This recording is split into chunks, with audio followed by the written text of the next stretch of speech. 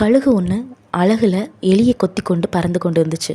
பல கழுகுகள் அதை துரத்தி தம் சிறகுகளால் அடித்து எலியை பிடுங்க முயற்சி செஞ்சிச்சு. உடனே அந்த கழுகும் எலியை போட்டுட்டு மற்றொரு கழுகு அந்த எலியை பிடிச்சு வேகமாக பறந்து போனது.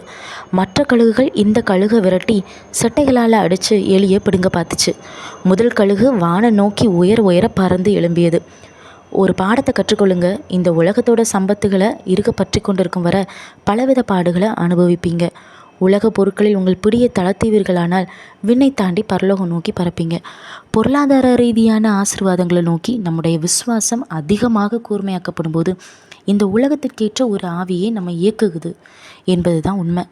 அதற்கு பதிலாக மோசையைப் போல தேவனோடும் தேவனுடைய சித்தங்களோடும் தொடர்புடைய காரியங்களை நோக்கி நம்முடைய விசுவாசம் செயல்படுமானால் நாம் உண்மையாகவே தேவ ஆவியினால் இயக்கப்படுறோம் என்பது உறுதிப்படும். நாம் பணத்துக்கு பதிலாக பரிசுத்தத்தையும், உலக அந்தஸ்து நிலைகளுக்கு பதிலாக கிறிஸ்துவின் தாழ்மையையும், சுகபோக சௌகரியங்களுக்கு பதிலாக கிறிஸ்துவுக்காக துன்பப்படுதலையும், சுய ஆதாயங்களுக்கு பதிலாக பிறருக்கு பிரயோஜனம் தரும் விஷயங்களையும் அதிகமாக விரும்பும்போது நாம் நடத்தப்படுவது தேவன் அருளிய விசுவாச சிந்தையால் என்பது வெளியரங்கமாகும்.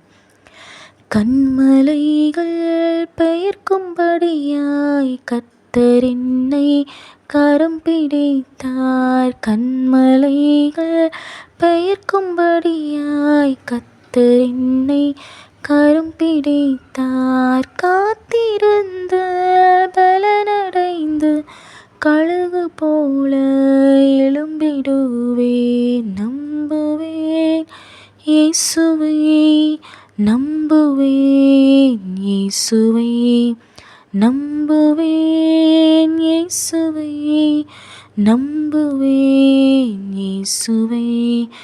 மனிதன் உலகம் முழுவதையும் ஆதாயமாக்கி கொண்டாலும் தன்னுடைய ஆத்மாவை நஷ்டப்படுத்தினால் அவனுக்கு லாபம் என்ன? கர்த்தர் தாமே நம்மை ஆசீர்வதிப்பாராக. ஆமேன்.